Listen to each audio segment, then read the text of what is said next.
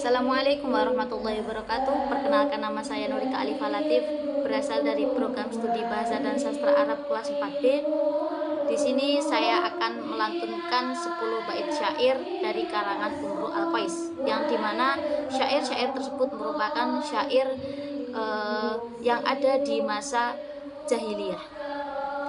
Sebelum saya melantunkan beberapa bait syair tersebut, alangkah baiknya kita mengenal lebih jauh siapa toh sebenarnya Imru Al-Qais itu. Imru Al-Qais memiliki nama lengkap yaitu Imru Al-Qais bin Al-Hijr Al-Kindi. Beliau merupakan salah satu penyair yang masyhur di masa atau di era jahiliyah. Nah, beliau ini lahir di Al-Kindi seperti yang dinisbatkan kepada nama beliau tadi. Beliau lahir di Al-Kindi, tepatnya di wilayah Arabia Selatan. Beliau lahir di abad 6 Masehi dan beliau juga dijuluki Al-Malik Ad-Dahil, atau yang artinya raja yang tersesat. Selain itu, beliau juga dianggap sebagai salah satu pelopor adanya qasidah klasik di masa era jahiliyah, karena faktornya adalah keindahan-keindahan di dalam sajak-sajaknya atau di dalam cara beliau mengambil kata-kata untuk syair-syairnya tersebut.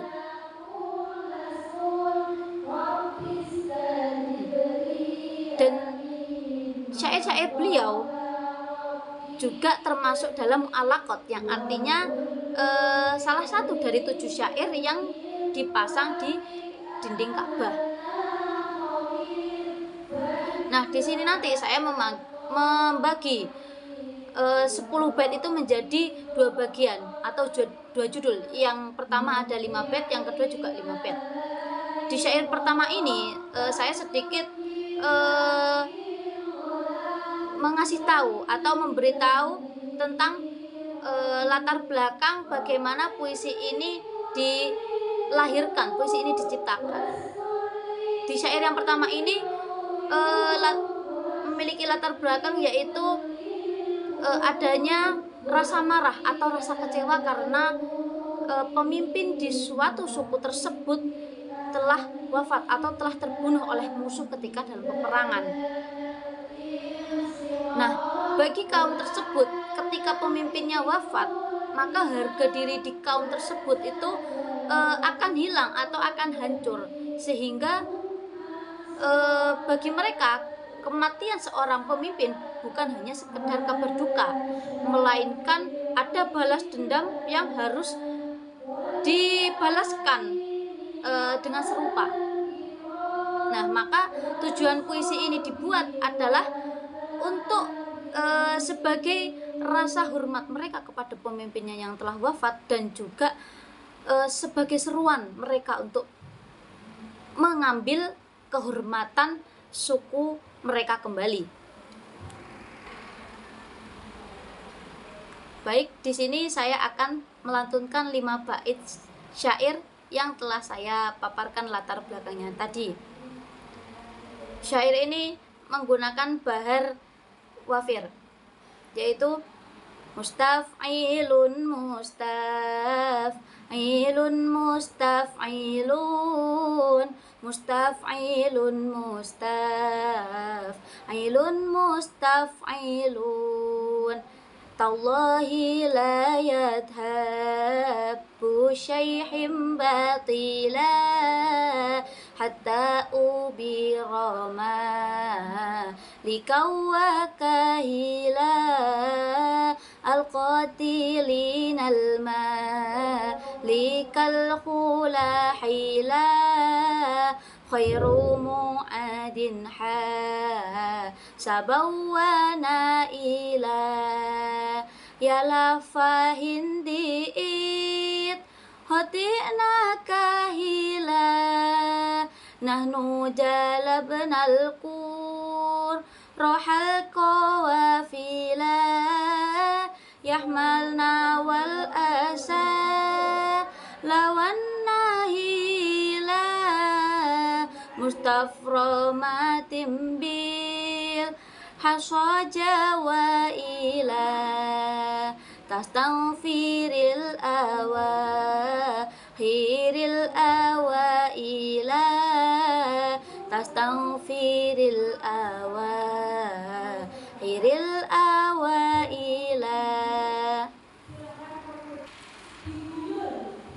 Dalam 5 bait syair tadi yang saya lantunkan, ini berisi tentang rasa kemarahan seorang kaum yang dimana kaum tersebut ditinggal mati atau ditinggal wafat oleh seorang pemimpin sukunya karena terbunuh oleh musuh.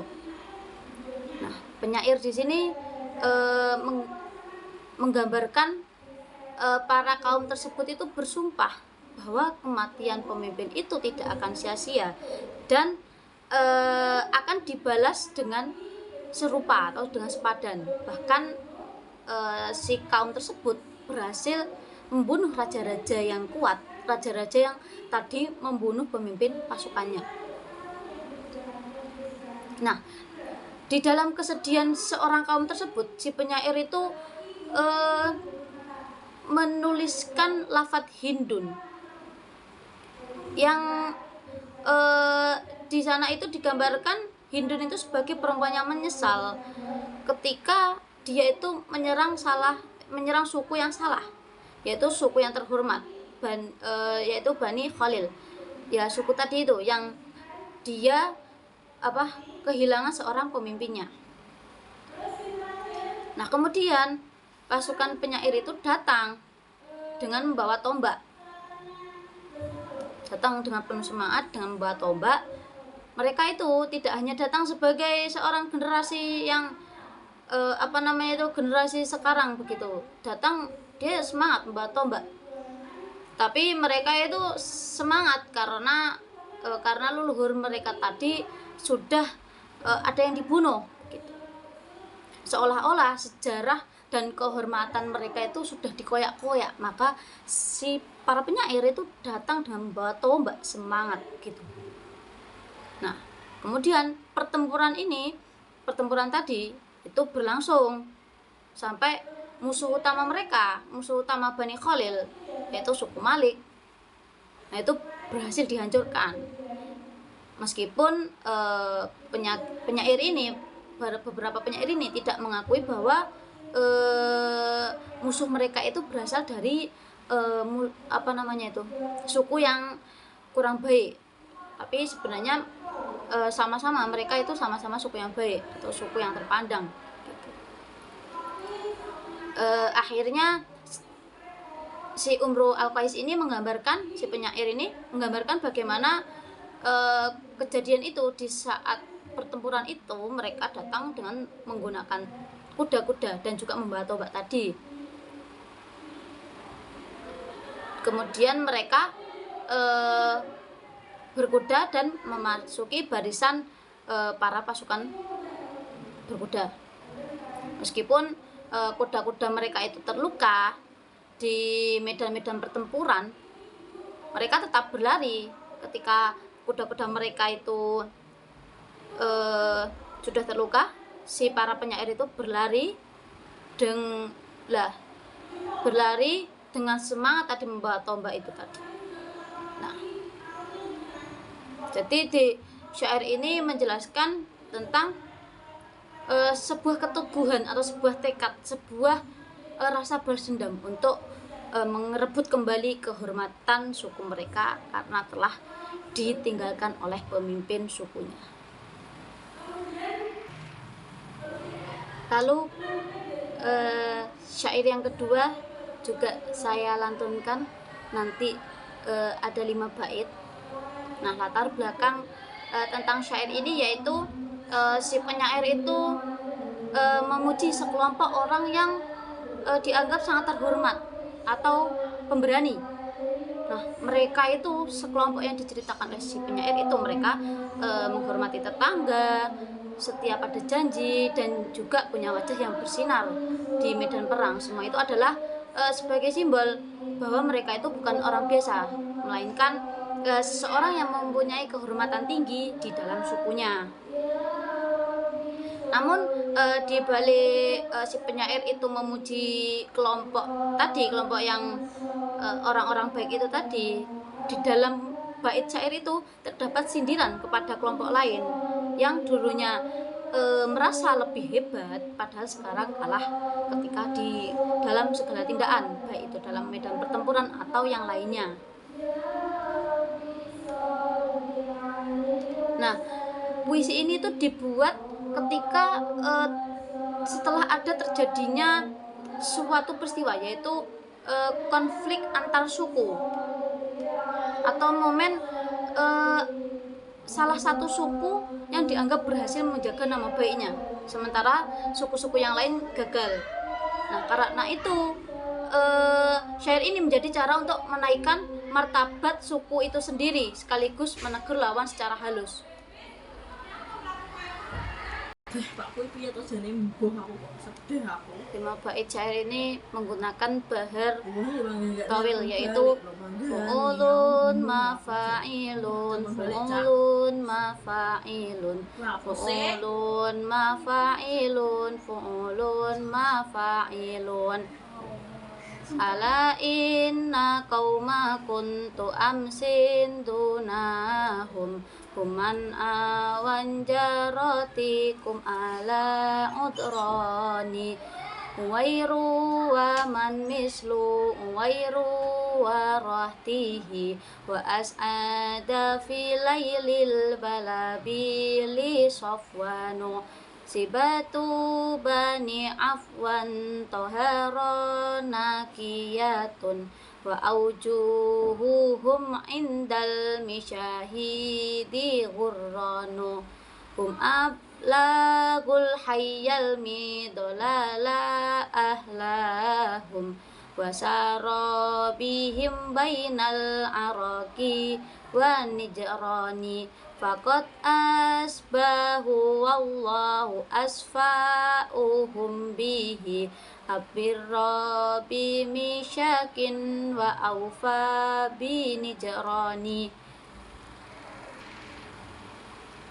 Syair ini menjelaskan tentang pujian untuk sekelompok kaum yang dikenal dengan sifat-sifat mulia mereka, khususnya dalam menjaga tetangga, menepati janji, dan juga tampil gagah dalam medan pertempuran.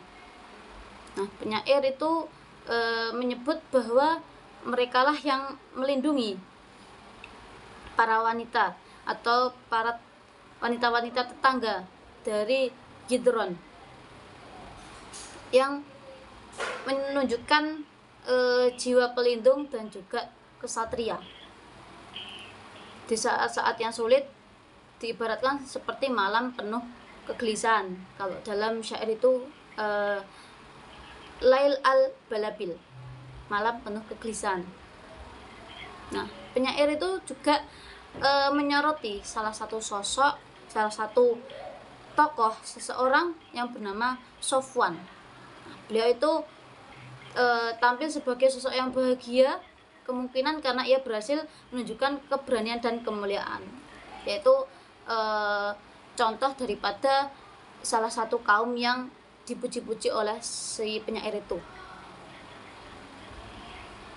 Nah, kaum ini juga digambarkan memiliki wajah yang bersinar di medan perang. Sebagai simbol, wajah bersinar itu sebagai simbol kehormatan dan juga keberanian kaum tersebut. Nah, mereka itu juga dikenal sebagai kaum yang bergerak dari Irak hingga Najran, dan di bait itu tadi kan dijelaskan juga ada kata Najrani gitu. Nah, hal itu menunjukkan bahwa mereka itu memiliki kekuatan yang pengaruhnya itu bisa membuat mobilitas suatu kaum itu menjadi terhormat.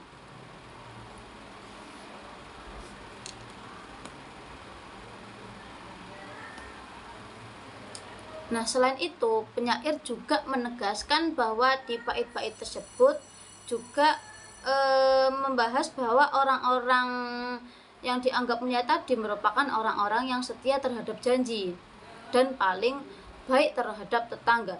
di bait berikutnya setelah Najron itu dikatakan selain para penyair itu memuji sekelompok orang-orang yang mulia, para penyair si penyair yaitu Rokois itu menyindir bahwa dulu sebelum ada sekelompok yang mulia itu ada kelompok yang mungkin kalah ketika lawan politik atau kalah ketika adu tanding kekuasaan dengan suku lainnya yang merasa mereka itu paling hebat, paling sok hebat, dan merasa paling tinggi di antara kabilah-kabilah atau suku-suku lainnya. Nah, namun dijelaskan ternyata kaum tersebut yang disindir oleh si Rokois ini tidak ada apa-apanya daripada kaum yang telah dijelaskan di atas tadi, sehingga mereka merasa kehebatannya tadi itu tidak ada apa-apanya.